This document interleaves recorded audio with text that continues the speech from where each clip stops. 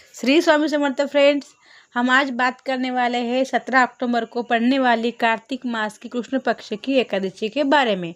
तो फ्रेंड्स, इस दिन कौन सी पूजा हमको करनी है? इस दिन हमको पूजा करनी है गोवत्स पूजा आने वाली है। रमा एकादशी का उपवास भी आने वाला है, तो हमको इस दिन उपवास रखना है 17 तारीख को। तो फ्रेंड्स, एकादशी शुरू होने वाली है 16 तारीख को अक्टूबर को। तो इस दिन हमको 10:35 शुरू होने वाली है। तो इस दिन हमको चावल नहीं खाने हैं, चावल से बनी हुई चीज़ें नहीं खानी है।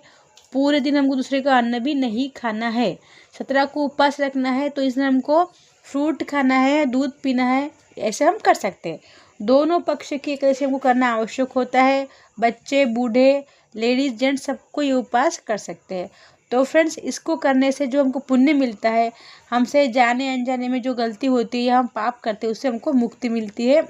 और ये करने से ये एकादशी इतनी बड़ी पावन मानी गई है फ्रेंड्स, इसको करने मात्र से हमारे कई जन्म के पाप भी नष्ट होते हैं। ठीक है, तो फ्रेंड्स, हमारे पाप तो कटते हैं, बट हमको एक फ़ायदा होता है संकल्प करने से। अगर हम संकल्प करते हैं, हमारा नाम गोत्र बोल के संकल्प करते हैं एकादशी का, तो हमारा डाइजेशन भी अच्छा रहता है। एक दिन का उपवास करने से हमारी हेल्थ भी ठीक रहती है। उसके साथ में हमको क्या करना है, भगवान विष्णु के नाम का हमको पहले संकल्प लेना है और उस दिन उनके नाम का हमको नामस्मरण करना है। तो भगवान से ये प्रार्थना करनी है कि हमसे जाने अनजाने में जो पाप हुए उसे निवृत्ति के लिए हम उपवास करते हैं। तो ऐसा हमको संकल्प छोड़ना है हम सबको।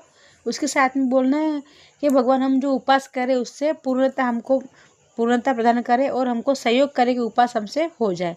उस साथ में हमको और एक बात का ध्यान रखना है फ्रेंड्स, ये जो व्रत है ना, वो चिंतामणि की तरह काम कर। चिंतामणि का मतलब होता है हमारी जो चिंता होती है, डिप्रेशन होता है, इससे समाप्त करने वाले चिंतामणि का जैसे काम ये उपवास करता है। उसके साथ में ही श्री कृष्ण भगवान हमको कह रहे हैं कि इसको अपनी जो शुभ इच्छा होती है, मतलब जो शुभ इच्छा का मतलब क्या होता है फ्रेंड्स, दूसरे का बुरा ना सोचे।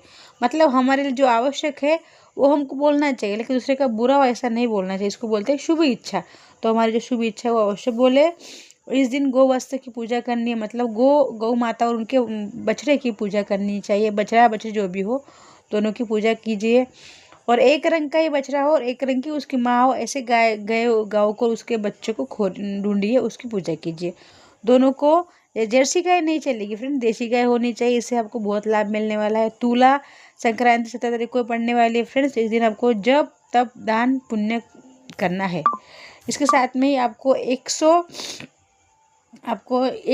करोड़ गुना पुण्य मिलने वाले हैं। जैसे कि आप ऐसे तो पुण्य नहीं कमाते, लेकिन ऐसे करके पुण्य कमा सकते हैं।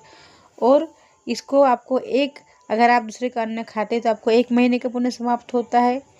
अगर आप अमावस्या के दिन में कोई किसी का अन्न खाने से आपको 1 महीने का पुण्य समाप्त होता है। मकर संक्रांति के दिन अगर किसी का आपने अन्न खाए तो 6 महीने का पुण्य समाप्त होता है। तो फ्रेंड्स, 17 तारीख को किसी का अन्न बिल्कुल ना खाए, 3 महीने का पुण्य समाप्त होता है। इसके साथ ही फ्रेंड्स, गीता जी का 7वां अध्याय का पाठ करें और दक्षिण दिशा की तरफ मुँह करके अपने अपने पितरों के निमित्त आपको बोलना है, हे पितृ देवता, आप तृप्त हो जाइए, आपको हम जल अर्पण कर रहे हैं, आप तृप्त हो जाइए। साथ में तिल के तेल का दिया शिव मंदिर में अवश्य जलाए जाकर। आप घर में नहीं जला सकते, क्योंकि तो आपको वही जाना पड़ेगा शिव मंदिर में। इसके साथ में आपको ब्रह्मचर्य का पालन करना है। लहसुन नहीं खाना है, प्याज नहीं खाना है और मांस मदिरा का भी सेवन इस दिन नहीं करना है। तो फ्रेंड्स, ये बेसिक जो नियम है मैंने आपको बताया है। दूसरे की चुगली ना करें, पराया अन्न ना खाए। उसके साथ में ही आपको ज़मीन पे सोना है, पलंग पे ना सोए। और छोटी छोटी बातें हैं फ्रेंड्स, चावल ना खाए, मसूर की दाल ना खाए, और इसके साथ ही आपको मूली नहीं खानी चाहिए। तो फ्रेंड्स, आपको जानकर कैसे लगे अवश्य बताइए। श्री स्वामी समर्थ। और नेक्स्ट में आपको बताने वाली हूँ कि हमको यम दीपदान कैसे करना है, उसकी क्या पद्धति है।